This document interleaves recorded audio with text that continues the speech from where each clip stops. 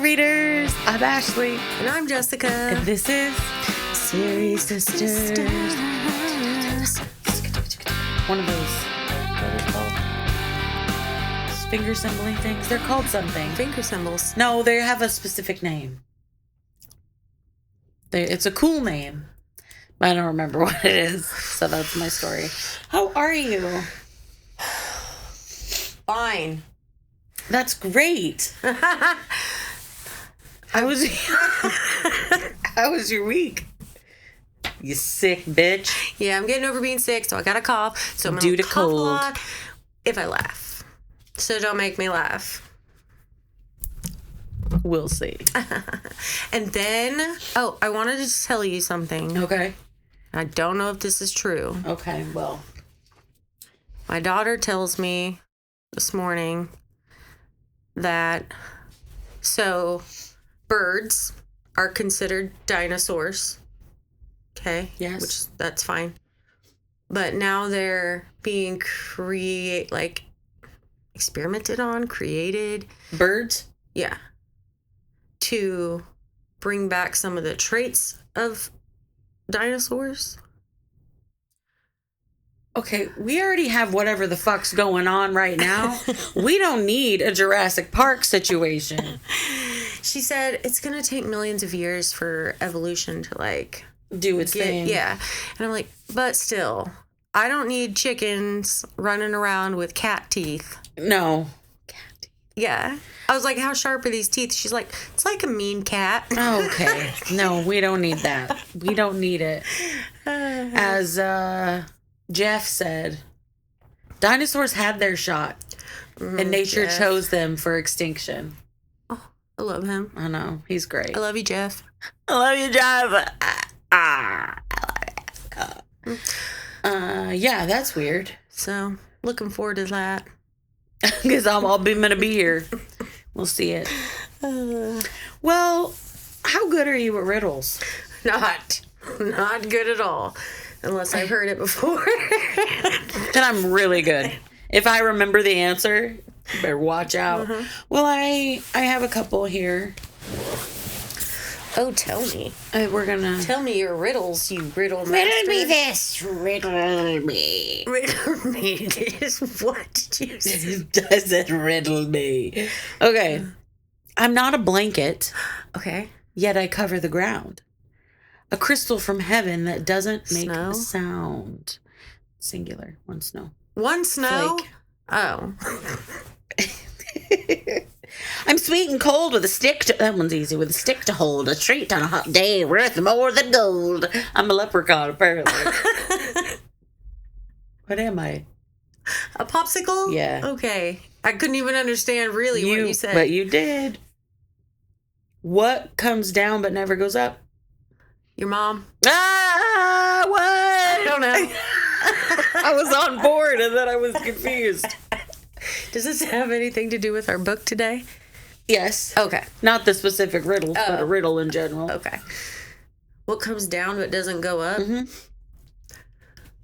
Rain? Yeah. Really? I am good at riddles, guys. Those were the easy ones. I clicked on easy. Because I didn't want to embarrass us. Well, today we are reading the first part of the Inheritance Games by Jennifer Lynn Barnes. Tell me about her. I read this book I don't know about Jennifer. I didn't look anything I forgot up. to do my research. I'll have it ready next time. Yeah, so we're going to jump right in. I'll try. Okay. This is in the future. If we read a book that we don't like, do we want to vocalize that we don't like it, or do we want to keep that a secret until the end of the book? That's a good question. Because I don't want to ruin your experience. Exactly. Because maybe you're into it. Yeah. I would say wait. Okay. And then at the end be like, I fucking hated this book. Okay. Well, It then I took won't me tell you 10 years to get through. Okay. Okay. Well, let's go then, motherfuckers. That makes me think you don't like it. It's fine. All right. Well, maybe I'll like it. So Yeah. whatever. Fuck you. You didn't think you were going to like The Immigrants, and I knew it. I could feel it. Shut the fuck up. And then you were all like, I liked it. And then I cried. And I didn't even read the actual book, so fuck off. Okay. Avery Grambs, like lamb One. with a B. No, there's plural, but she's one girl. Avery Grambs is her name. Okay. She's remembering how her mother used to turn everything into a game. The quiet game, the who can make their cookie last the longest game. Their longest game was called I Have a Secret because her mom said that everyone should have at least one. No, you shouldn't. No, you don't tell your child that to keep secrets. No, you don't. Okay, Jesus. Can I get through the first Sorry, paragraph, please? Avery's mother had landed in the hospital when Avery was 15, and then she passed away. Oh. So you don't have to worry about her teaching her daughter to keep secrets. Bitch is dead. A voice pulls Avery back to the present. And the voice says, "Your move, princess. I haven't got all day." His name was Harry. And Avery had no idea how he came to be homeless and living in the park. But Avery and Harry played chess every morning. The rule was that Harry would I forgot that word, so I got confused. Harry would let Avery buy him breakfast if she won. And he hated it when she won. Oh. After buying Harry breakfast, Avery barely made it to school on time. She was called into the office, which made her nervous. Principal Altman folded his hands and said, "I assume you know why you're here." Avery had no idea, and she told him as much. The principal showed her the physics test she had taken the previous day. The teacher had graded the test, and Avery's was the only perfect score. Avery's like, "Fuck yeah, man. I studied. I'm glad I got a good grade." But the issue was that the teacher purposely makes his test incredibly hard. And there had been no student that received a perfect score in 20 years. The principal says, "You're a good student." Oh, sorry. "You're a good student, Avery." I don't know why he talks like this. "Quite good considering your circumstances, but you don't exactly have a history of setting the curve. Were you aware that Mr. Yates keeps copies of all his exams on the cloud?" The cloud. The cloud. I will say something. Uh-huh. I am not a fan of books that have present day terms like the cloud. Because your book, in my opinion, should be something that stands the test of time. And you can't do that if you're involving present day things like the fucking cloud. Mm-hmm. Because in the future, that may not exist. And then people will be reading your thing and be very confused. I think that's a personal pref. Yeah. Do you disagree? No, it really annoys me. Unless it's like, but like the historical fiction, there was actual things that were around. Yes, but they explain those things. Yeah. Yeah. But I get what you're saying. Okay. I'd rather the book have a sense of timelessness. I knew what you meant. Yeah. So it's relevant no always matter when you read it. Yeah, exactly. I get it. Okay. Thank you. Uh-huh. Avery couldn't believe it. They thought that she had cheated. And she's like, "No, I'm a junior. I'm going to graduate next year with at least 2 semesters worth of college credits." Avery wanted to study actuarial science, which is statistical risk assessment. Just so you know, she's good at that weird shit. I didn't know. Is that to be like an actuary? Apparently that's what that is. What's an actuary? I don't know. Statistics shit. I've heard of it. I don't know. I feel like an idiot. God. Avery says, "I didn't cheat. I studied." Getting irritated, she tells Principal Altman that she will take a new test right here in this office right now. So she does. I thought you were going to say nude. I'm going to take that test right fucking now, nude. Nude test. Oh, and the test is nude, not her. Gotta be your test. Okay. After school, so she took a new test. Okay. After school, Avery went home to her sister, Libby. Libby is 7 years older and had agreed to take Avery in after her mom died. The two shared an absent father. Libby didn't have to take her in, yes? Sorry. Her mom died when Avery was 15? Yes. Is she still 15? No, I think she's 16 she's now? a junior, so she's probably 16, 17. Okay. Go ahead. Libby didn't have to take her in, but she did it anyway. Avery noticed that the kitchen counter was covered in cupcakes, which was not a good sign. Libby was a guilty cupcake baker. A please don't be mad at me cupcake baker. Avery knows it has to do with Libby's on-again, off-again boyfriend, Drake. Drake sucked. Drake liked to punch walls. Sounds like Drake sucks. Yeah. Libby offered Avery a cupcake and said, I'm doing the best I can, because she knows that she knows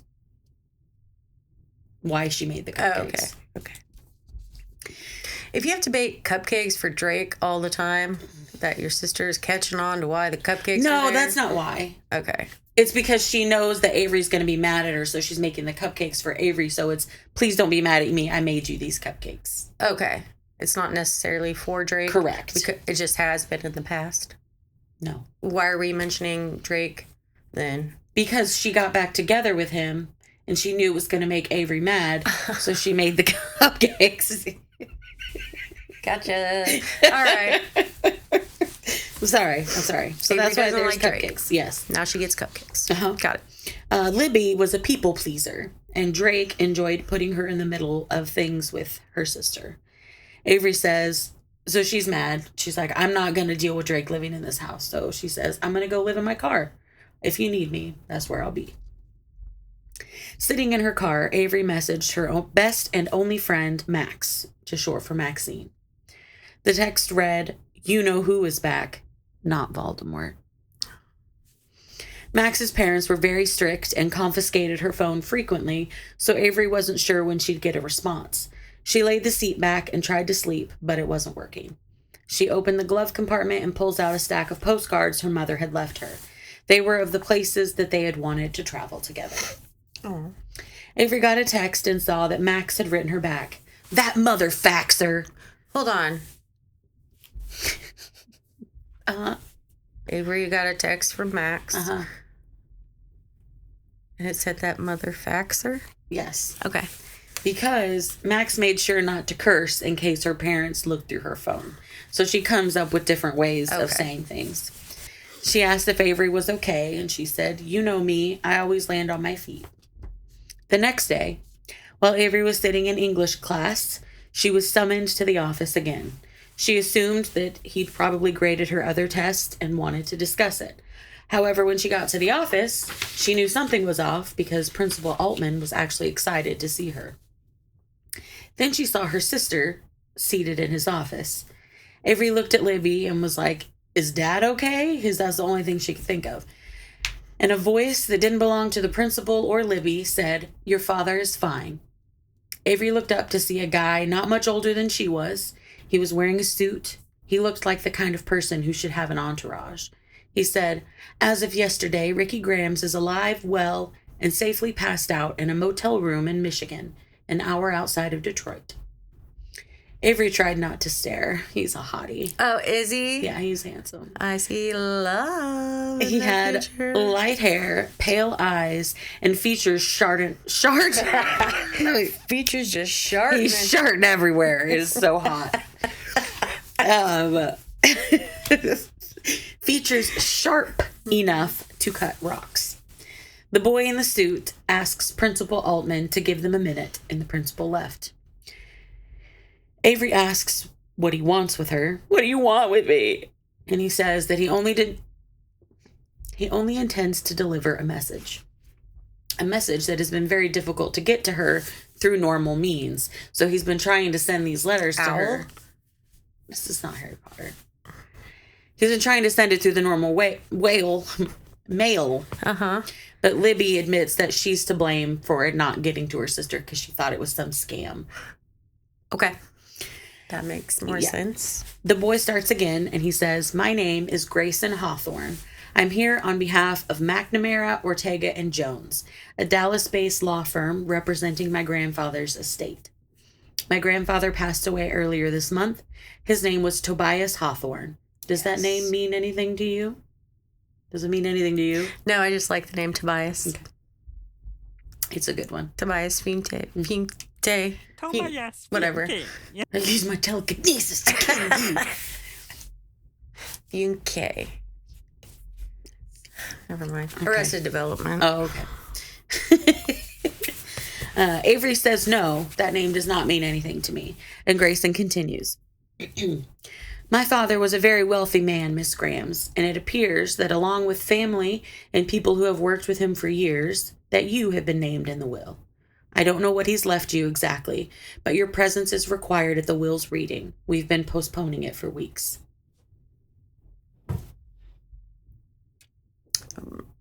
I'm curious. What would you do? Go. You'd say, okay, let's see what's going on. Yeah, you might. I don't know who this dude is, but if he left me something, shit. It's a French fry.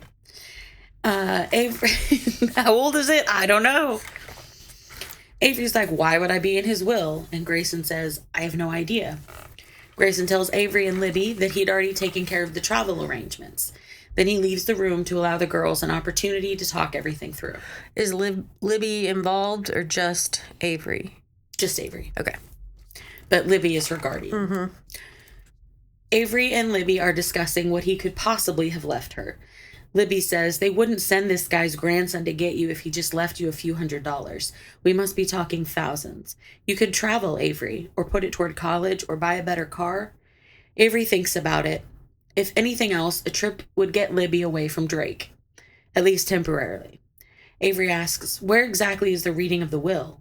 And Libby responds, Texas. And they didn't just book our tickets, they booked them first class.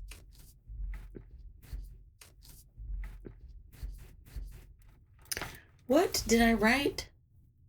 Oh, I know what I meant. Okay, we're good. So obviously they said yes. So they're on the plane. And Avery did some internet searching of Mr. Tobias Hawthorne. He'd made his money in oil and then diversified. Knowing he was a wealthy philanthropist, Avery assumed he had to be a millionaire. But she was wrong. He was a billionaire with a capital B, plural billions, $46.2 billion to be exact. Is that, at what point do you put the capital on the B? 20 billion? I'd say so. All right. There we go. It feels right. A woman in an all-white suit met the girls when they got off the plane. Her name was Elisa Ortega, also from McNamara, Ortega, and Jones. Are you sure it's not Alicia? Yeah, it's Alisa, and someone calls her Lily. Elisa. Damn. You want to see it? You want to see the name? Elisa. Okay. Eh? She told them, during your time in Texas, you're to consider yourselves guests of the Hawthorne family. I'll be your liaison to the firm. Anything you need while you're here, you come to me. Avery tries to ask more about what's in the will, but Elisa doesn't know. The girls are told they're staying overnight at Hawthorne House. You'll have your pick of the bedrooms. Mr. Hawthorne bought the land the house is built on more than 50 years ago and spent every one of those years adding on to the architectural marvel he built. I've lost track of the total number of bedrooms, but it's upward of 30. Hawthorne House is quite something. Elisa's father has been Tobias Hawthorne's attorney since before she was born, so she practically grew up at the Hawthorne House. Avery asks if Elisa knows why he left anything to her at all, and Elisa responds with, well, have you ever had your life ruined by someone with the last name Hawthorne? Avery says no. And Elisa says, lucky you. What? For each addition that he did to that house, is there a dead body in it? That'd be cool, and I would have read that book, but no. Okay. Hawthorne House sat on a hill. It was sprawling and massive. Elisa mentions the beat-up motorcycle mixed in with the nice cars parked out front and says that Nash must have made it home. Nash? Mm-hmm. Okay. Nash is the oldest of the 4 grandsons. Okay. Okay? You gonna... So Elisa, she's with the attorneys. Correct. She's not part of their family. Right. Okay. Nash is part of the Yes, family. he's the oldest of the grandsons. Gotcha. Elisa makes sure to warn them to never lose their heart to a hawthorn. Yeah, right. When they enter the foyer, Avery spots Grayson. He takes Libby's coat, Avery opting to keep hers. There were some small square panels lining a wall. Grayson approaches them, lays a hand on one panel, and pushes. He turns his hand 90 degrees, pushes in the next panel, then quickly hits 2 others. There was a pop, and a door appeared, separating itself from the rest of the wall, swinging open. Coat closet, Grayson says, seeing the surprised look on Avery's face. There was a shuffling sound behind the coats, and a boy, a year or so younger than Avery, exited from the back of the closet. Just thought of saving Silverman when he's supposed to be... They're supposed to be in the house trying to get the lady, but he's eating spaghetti, and Jack Black is standing in front of the refrigerator. Says, I think I see something in the back of the fridge. The back of the closet. Okay. That's where my brain went. Okay. There's a kid in the closet. There's a kid in the closet who comes out when he feels like when he feels it. He loves it in there. No, his suit was rumpled and his tie was undone. This was Alexander, but he goes by Xander. He's the youngest of the grandsons. Okay, and there's 4? Mm-hmm. Okay. Introductions are made, and Avery asks if he spends a lot of time in coat closets. Xander tells her that it's a secret passage. The place is full of them. So there's like a secret way to get into the coat closet. Uh-huh. What if this kid's in the coat closet? He wants to get out. Can he just... I'm sure there's a way to get out from the inside. I hope there's a way to get out. Otherwise, he's got to go back the way he came. Avery's asking Grayson about the 4th grandson who has yet to make an appearance. And a woman sweeps through and announces that they are ready in the great room. This woman is the brother's mother. Her name is Skye. Skye. I have a lot of places to go with that. Go ahead. I know. Corrigan? Mm-hmm. Mm-hmm. So we have the mother, Skye, and her 4 sons. Uh-huh.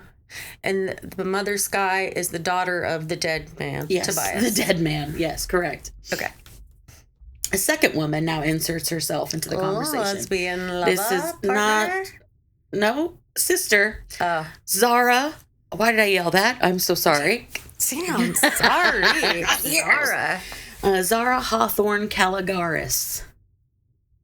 She married? Yes. She says, do you mind if I ask, how did you know my father? Avery responds that she didn't. Zara's husband took that moment to tell Zara that someone required her attention, and she leaves the area. And Skye says, now why don't we make our way to the great room? Why don't we go? Is somebody watching you? No, I was making sure. Avery and Livy sit near the back of the room, while the family and friends gather near the front. Xander escorts an old-ass woman to the girls to introduce her. This is Nan. Side note. Uh-huh. When my daughter was 7, maybe around 7. What she said about mom? No. Oh. But we can say that too. It's the same daughter. No, I was looking at her tablet and I went to like the Safari or whatever. I don't even remember. And she had Googled the word old ass. Why? She was curious. What's my butt gonna look like? I said, why did you do this? And she just started laughing. That's like my daughter got banned from Roblox for a day because she wrote ass cheek in the chat. Because she wanted to see if it would let her. Because she saw somebody else say it. She was like, can I say that? So she typed ass cheek and got banned. Not. She came running into my room. It was very funny. Okay. So Xander is escorting this old ass to the girls to introduce her. It's Nan. It is Tobias's mother-in-law. In-law? Mm-hmm. Okay. Okay. Is his wife still She's around? dead. Okay. Yeah, you won't have to worry about her. Okay. Sorry. So out of nowhere, Avery, the grief of Avery's mother being gone, because they're weeding a will and they're doing so many things. So she gets real sad and she has to step away to get some air. Zara's husband, whose name later you'll find out, but I'll just tell you now, it's Constantine. Okay. Okay. Just wanted to tell you so you'd be prepared. His first name? Yeah. So, But then his second name? His last name. Caligaris. Is Caligari McGillicuddy or something? No! Caligaris. Caligaris. I don't know how you fucking Constantine Caligaris? say it. Wet my pants, yes. Sounds like something that was made up on site. Sounds like a disease. Yeah. Whoa. Zara's husband, Constantine, grabs Avery's arm while she's trying to go outside and asks where she's going because they're about to start. And she jerks her arm out of him and says, I was told there are 4 Hawthorne grandsons. By my count, you're still down 1. I'll only be a minute. So Avery's now standing in the backyard, taking in the sights, when a voice says, you're going to be really confused, and I don't know how to explain this to you because I don't understand it, and I don't want to get into it. Okay. A voice says, if yes is no, and once is never, then how many sides does a triangle have? I don't think it's supposed to make sense. She answers it later. Oh. Did you understand the Nope. answer? Nope. Hold on. Say it one more time. If yes is no, and once is never, then how many sides does a triangle have? I don't know. We should ask Dad. See if he'll I'm answer it. thinking, never mind, I'm not going to say it out loud because if Okay. I'm wrong, I'm going to be real fucking embarrassed. I think it's a trick. I think it's not even a real thing. Like, there's no real answer. We'll Google it later, guys. Okay. Anyway. Somebody's whispering this to her? No. He said it out loud. Okay. The 4th Hawthorne grandson was sitting on the edge of a balcony above her, either up here or back there. I don't know. All right. He was shirtless and drunk. Avery eye fucks him pretty hard. What? And then introduces herself. He decides to call her Mystery Girl, or MG for short. Oh, that's clever. Isn't it? He does some cool gymnast shit and drops down from the balcony, landing next to Avery.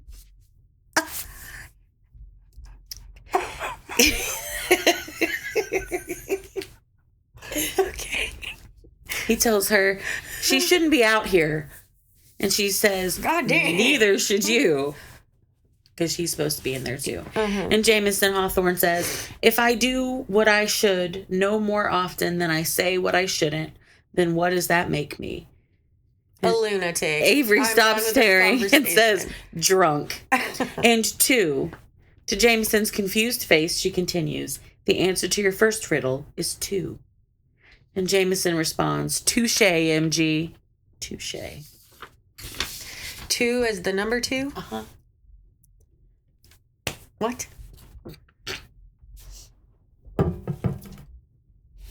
Beats the hell out of me. No. Not buying it. Avery stayed outside a few minutes longer and then finally made her way back in. One of the lawyers said, now that we're all here, this first episode might be a little long because I'm reading the will to you. That's fine. I don't have anywhere to be.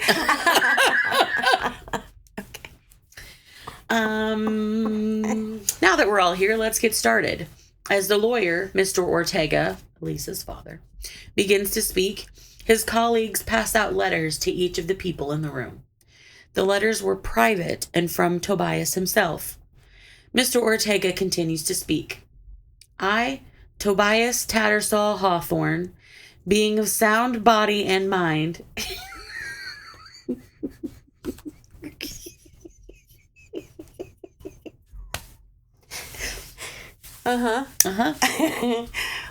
decree that my worldly possessions, including all monetary and physical assets, be disposed of as follows.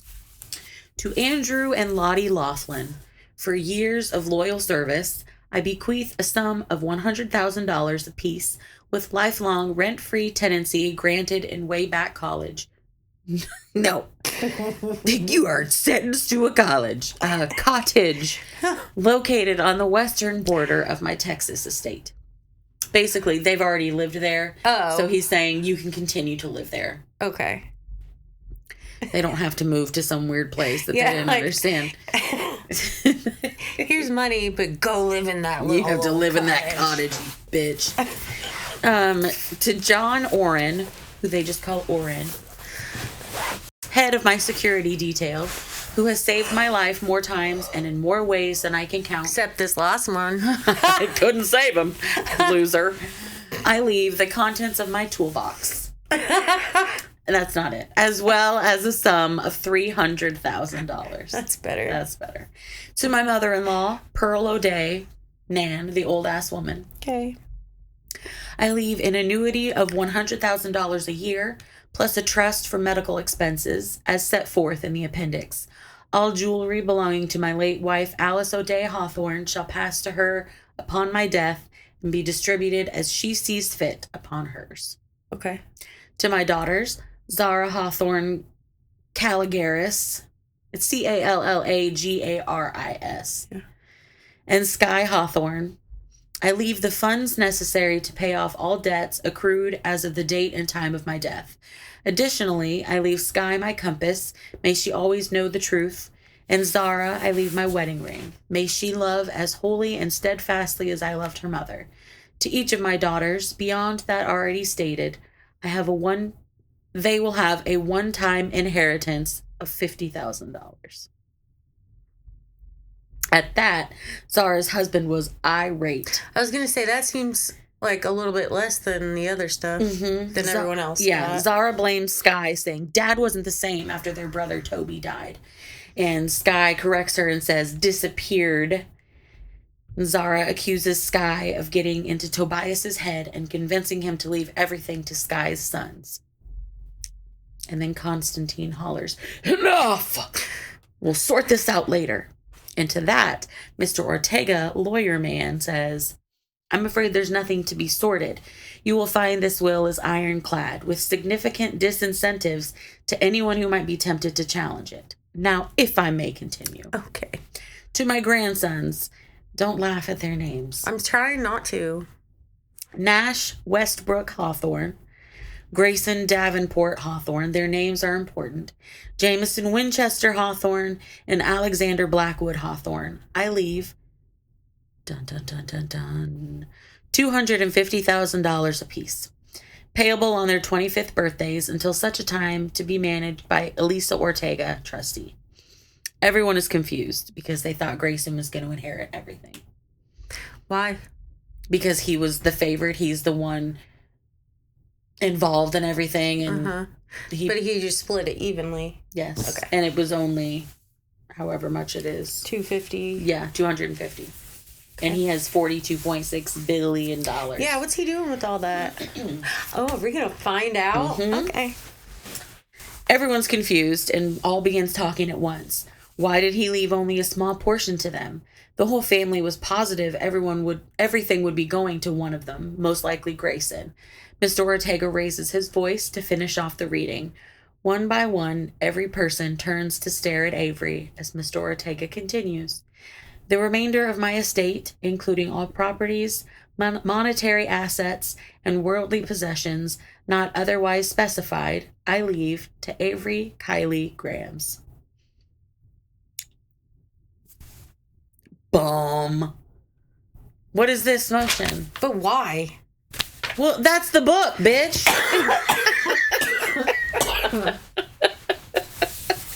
We're gonna find out together.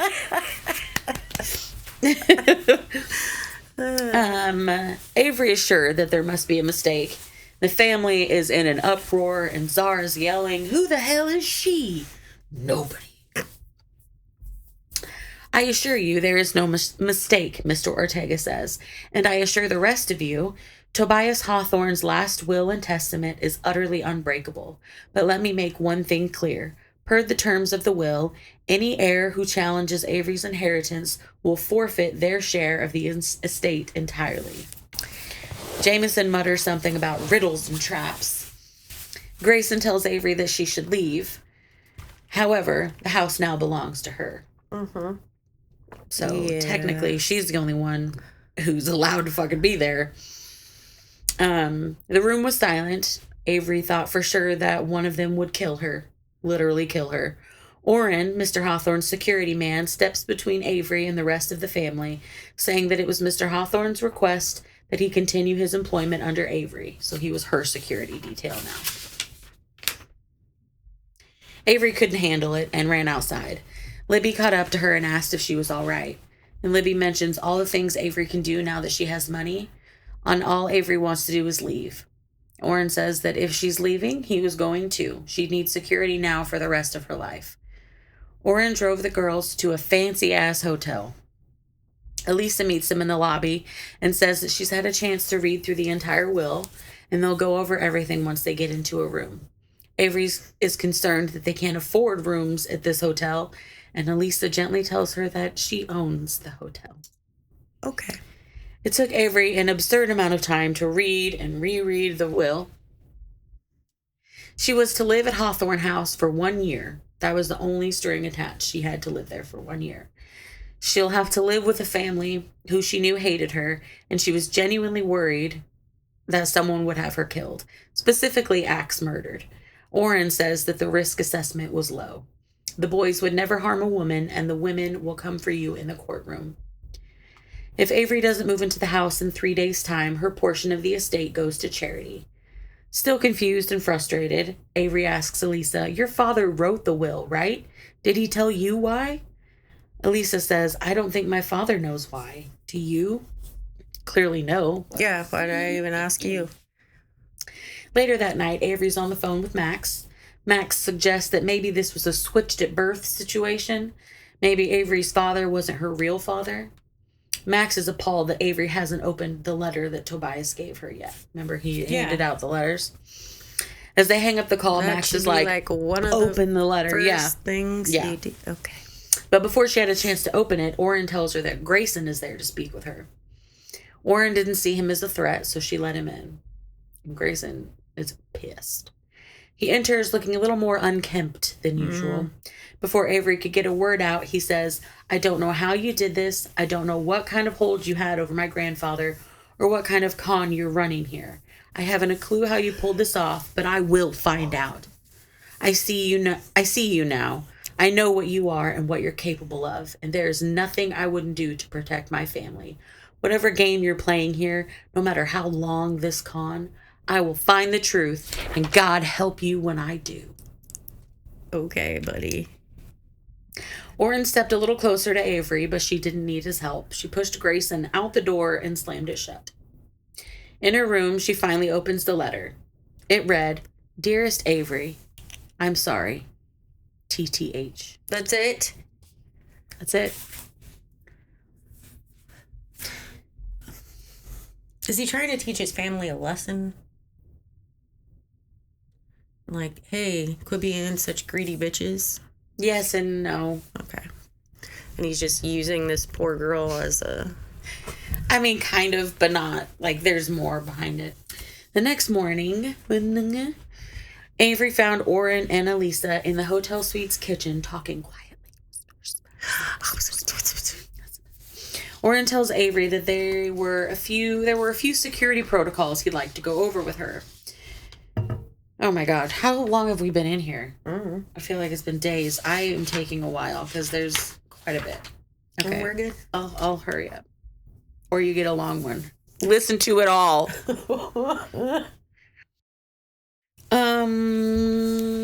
Avery was now a target for paparazzi, kidnapping, stalking. Orrin says, "People will make threats. They always do. You're young and you're female, and that will make it worse. With your sister's permission, I'll arrange for a detail for her as well as soon as she gets back." Libby had flown home on a plane Avery now owns, of course. She was getting her and Avery's things to bring back. Orrin and Elisa plan on moving the girls into the house that evening when Libby had returned. Orrin says, The second the news gets out, you will be on the cover of every newspaper. You'll be the leading story on every newscast, the number one trending topic on all social media. To some, you will be Cinderella. To others, Marie Antoinette. Elisa had already withdrawn Avery from school. When Avery asked about her car, she was told that Oren would be her driver now, but they could have a car delivered if she'd like, or she can purchase a new one. Her car delivered, or she can purchase a new one. When Elisa started shopping for cars like they were groceries, Avery had to excuse herself and go to her room, where she texted Max. And since Max didn't respond, Avery guessed she'd probably had her phone confiscated. An idea then comes to her. Harry! Avery asks Elisa if she could spend some money giving her homeless friend a place to stay. She wasn't sure if he'd accept it, but Elisa just said, consider it handled. That was the world Avery was in now. She said something and it got handled. She figured this had to be a giant screw-up, but she was going to enjoy it while she could. Picking up Libby wasn't as enjoyable as it should have been. She'd stepped off the plane with a messed up face. Her right eye was bruised and almost swollen shut. Elisa asks if there's a problem she should know about, but Libby just keeps aggressively saying that she's fine and she doesn't want to talk about it. They all make it back to the hotel. The plan was to finish up a few arrangements and then leave immediately to Hawthorne House. However, there was a problem. Outside the hotel's entrance, security was dealing with a mob of paparazzi. Oren says to Elisa, I thought your firm had this locked down. I don't know why he punches when he talks. Elisa made a few phone calls and then informed everyone that the leak came from Libby's ex, Drake. Fucking Drake. Yep. Hate the Drake. I do. I know. Never met a Drake I like. I don't know that I've ever met a Drake. There's a Drake on Animal Crossing. He's a duck. Not a fan. Libby continues to apologize because she feels like it's her. I mean, it is her fault. But she had told Drake everything. Yeah. And he's a piece of shit. And he's a piece of shit. And so, yeah. And Avery knows that he probably asked for money or to come with her. And Libby said, no, it's not hers to give. Yeah. And so he probably got pissed. Halfway through the ride, Avery gets a text from an unknown number. It was a screenshot of a news headline. Avery Grambs, who is the Hawthorne heiress? A short message accompanied the picture. Hey, mystery girl, you're officially famous. It was from Jameson. Oh. There were more paparazzi outside the gates of Hawthorne House, but not after they went through the gates, obviously. Elisa hands Avery a large envelope saying, legally, the Hawthorne family is required to provide you with keys. Practically speaking, the Hawthorne family is a pain in the ass. Inside the envelope, Avery saw not one key, but somewhere in the neighborhood of 100 of them.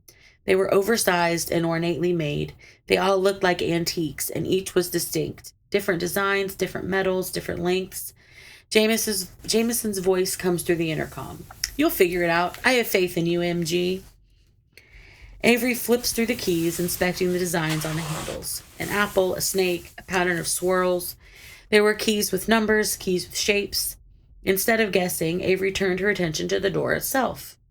Playing chess, she learned that the more complicated a person's strategy seemed, the less likely the opponent was to look for the simple answer. Avery shifted her focus back to the keys, this time on the teeth. The teeth. Though the keys differed in size overall, the end was exactly the same. She continued flipping through them, matching them up. There weren't 100 keys. There were 2 keys. Dozens of copies of the wrong key, dressed up to look different than each other. Do you understand? No. Okay. Say that again. So there's a whole bag of keys. Yeah. But she lined the teeth up. Uh-huh. You dropped one. It's okay, I don't need it. You want it to stay there? It doesn't matter. On your foot? Resting precariously. But she lined the teeth up and every single key was exactly the same. The top of it was different. The size of it was different. But the teeth were all the same. They were all the same key. So there were 2 keys. One that opened the door, and then all the rest of the keys were just the same key. Then what do you mean by 2 keys? 2 different... Because there was the one that opens the door, which is the correct one. And then the other set of keys that was a different teeth in them. But those were all the same. So you have the key that opens the door. This is the key. And these are all the other keys that are this set of keys. This is 1, this is 2. Okay. That one opens the door. What do these go to? Nothing. Just a trick? Yes. You could have just said that. I'm just kidding. That shit is implied. Why didn't you just tell me the name of the movie you'd like to see? Oh, maybe I did need that. That was the page I was on. I don't need it. I don't need it.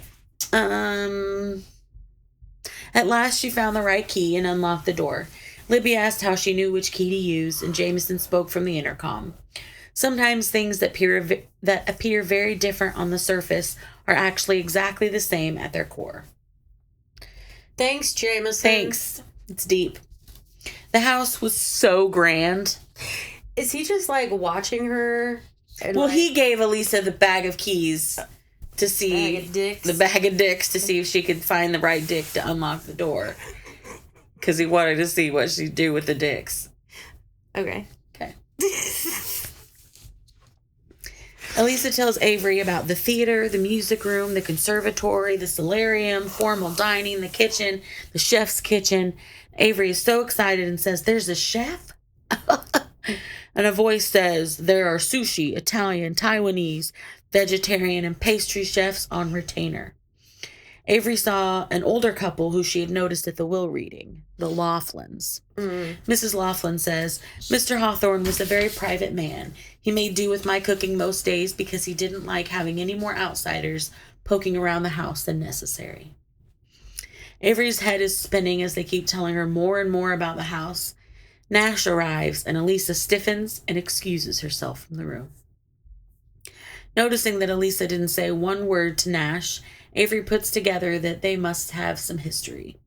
Nash sees Libby's eye and asks what happened, and when Libby says she's fine, Nash replies, "I can see that, but if you'd like to give me a name, I'd take it." He's a real smooth talker. He's a charmer. He's a charmer who rides a motorcycle, who's disheveled and doesn't want his family's fortune. Devil may care. He is.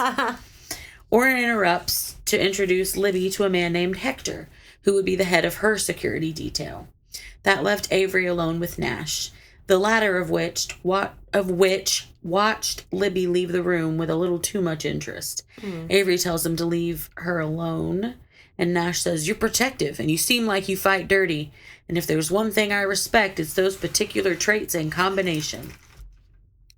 There was a ruckus in the distance, and Nash says, "That's why I'm here," and that Avery might as well tag along.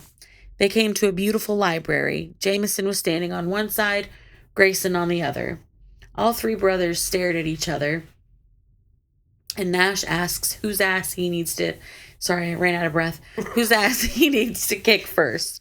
Jameson said, "Grayson is training for the insufferable Olympics, and we really think he can go all the way if he can just jam that stick a little further up his..." "Enough!"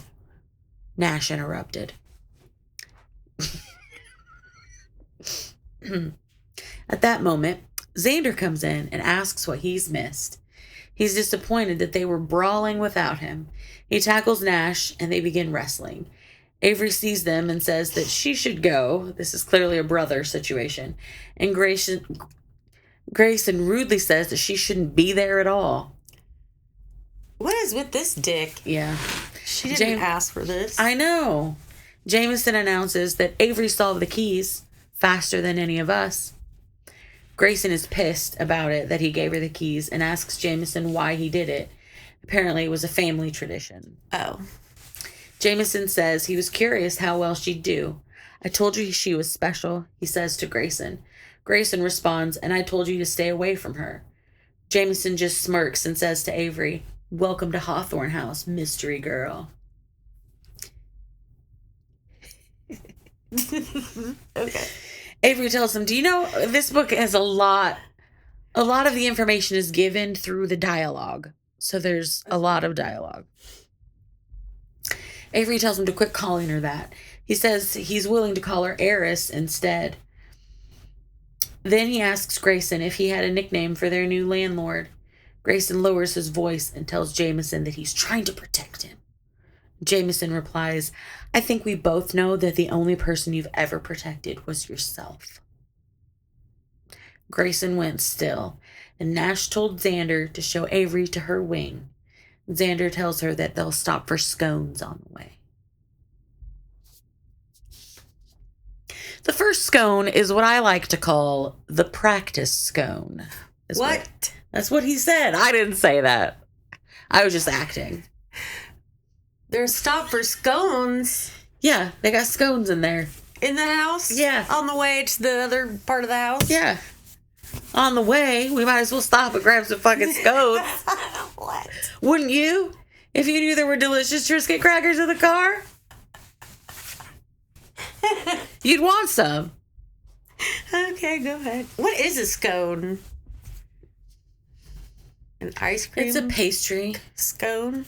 No, I don't think. I don't think I've had a scone. They're bready. They're doughy. It sounds nice. I like those things. Yeah. So he says the first scone is what he likes to call the practice scone. Okay. He says as he stuffs it into his mouth. Avery asks why they're talking about scones. Wasn't Xander supposed to hate her? He says that it's obvious he hates her. He gave her the lemon scones and kept the blueberry for himself. Then he says, why would I hate you? You aren't the one who did this. Maybe you're blameless. Maybe you're the evil genius Grayson seems to think you are. But at the end of the day, even if you thought that you'd manipulated our grandfather, I guarantee that he was the one manipulating you. Xander continues playing tour guide while showing her to her wing. An entire wing is hers. I mean, the whole fucking thing is hers. The layout of Hawthorne House was unconventional. Does she have to let them keep living there? Yes, unless they do something that makes her... I think it's up to her whether she allows them to live there. Mm-hmm. So I figured until they do something that causes her to kick them out. She doesn't want to ruffle them feathers. Yeah, man. So the layout of Hawthorne House was unconventional. Unconventional? That's not a word, but it is unconventional. There was a giant portrait of Tobias Hawthorne on the wall, and Xander tells her that if she gets lost, just look for the old man. Avery stares at the portrait. She'd never met him. She'd remember if she had. Xander leaves her to explore her wing. The first 4 doors are more suites. The 5th and final door was an office. Xander had told her that this was the wing where Tobias had spent his last few years. Avery notices a desk. On the desk, a bronze compass was built into the surface. She touched it. It turned northwest, and a compartment in the desk opened. Inside the open compartment were deep grooves in the shape of the letter T. Avery ran her fingers across the grooves, but nothing happened. All the rest of the drawers were locked. I think it would be cool to have a secret-y desk. It would be. All those secret little places to hide your treasures. Yep. Avery heard her name being called. She shut the special compartment as Libby came in. Avery sees her eye again and says, please tell me that you're done with him. And Libby says, well, I'm here, aren't I? I chose you. The girls go out on the balcony and see a swimming pool below with a glistening Grayson swimming laps. While Avery's drooling over his back muscles, Libby tells her that she'd overheard something. When Oren was introducing her to her security team, she'd overheard Zara's husband talking. They're running a DNA test on you, Libby said. It's the most logical explanation that Avery was related in some way. Libby's concerned that they weren't really sisters, but Avery assures her that they're sisters no matter what. Yeah. Guys are gonna come, and guys are gonna go. But you and me, what will we be? We'll be sisters forever. Full House. You see so that music cheesy. playing, Josh?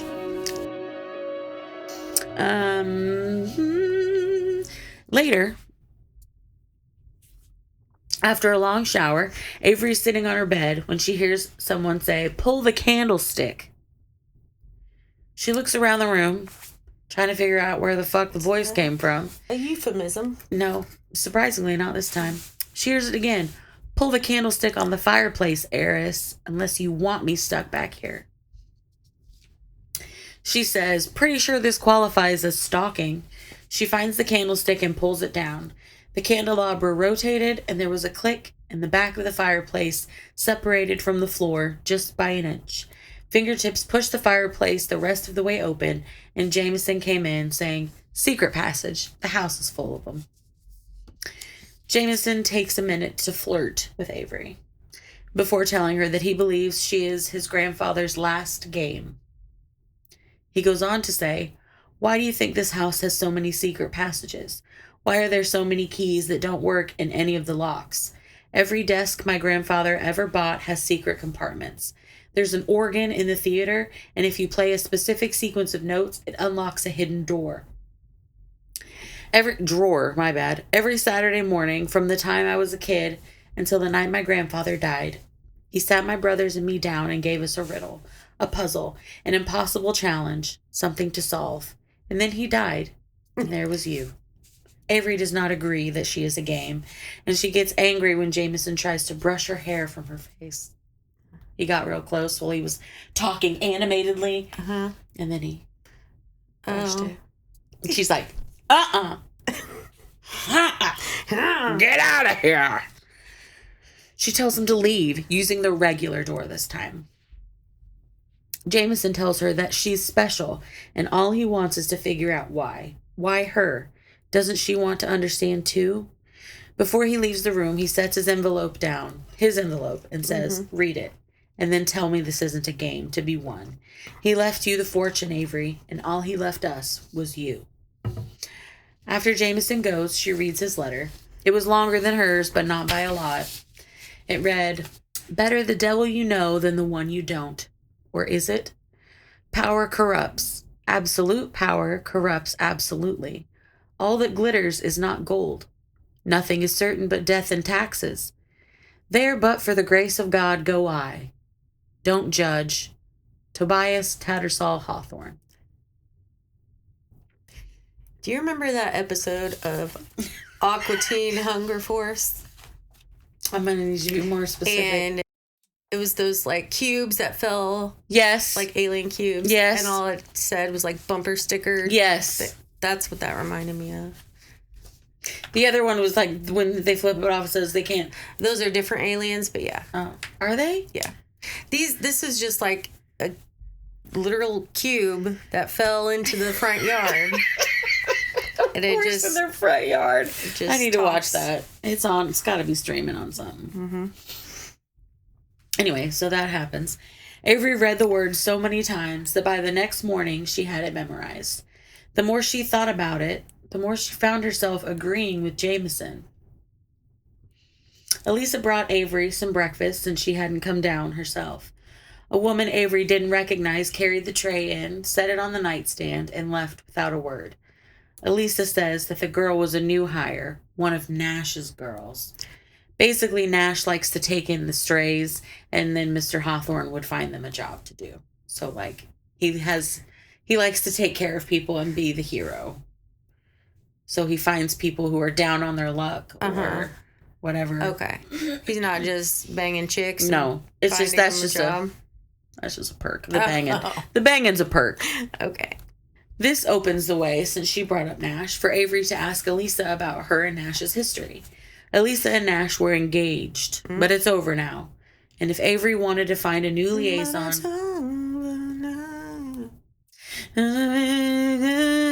I lost it somehow. If Avery wanted to find a new liaison, Elisa would understand. Of course, Avery doesn't want a new one. The next order of business was school. Elisa says, I've taken the liberty of enrolling you at Heights Country Day. I don't know why it's called that. That is weird. Stupid ass name. Yeah. It's the school that Xander and Jameson attend. I had hoped you'd be enrolled and at least partially acclimated before news of your inheritance broke in the press, but we'll deal with the hand we've been dealt. You're the Hawthorne heiress, and you're not a Hawthorne. That's going to draw attention, even at a place like Country Day, where you'll be far from the only one with means. Avery assures her that she can handle some prep school kids. Elisa tells her, you need to be prepared. As awful as it sounds, money is power, and power is magnetic. You're not the person you were 2 days ago. Avery wanted to argue, but Jameson's letter came back to her. Power corrupts. Absolute power corrupts absolutely. That's where I'm going to stop. Okay. I'm intrigued. Love the names. Something.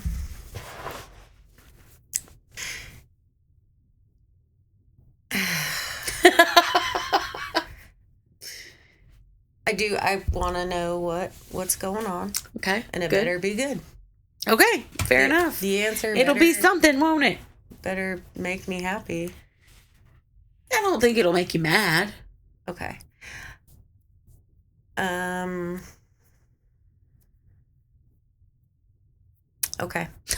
trying to think if I had any other questions, but I don't think I do at this juncture in your career. Okay. Yeah. Perfect. Okay. All right. Well, I guess. But I don't like riddles, and I'm going to be mad. You're not, because they're not as deep as you think that they're going to be. I think the riddles are too riddly. It's really not. Okay. And they feed it to you. And you don't really have to do anything. Okay. It's fine. Thank you for listening. Follow us. Like. Do the things. Follow, like, subscribe. All the buttons. That's what they say. Hit all the buttons. Do all the things. Hit that. Smash that like button. That's the one. Smash it. Smash it. All right. Smang it, girl. We'll see you next time.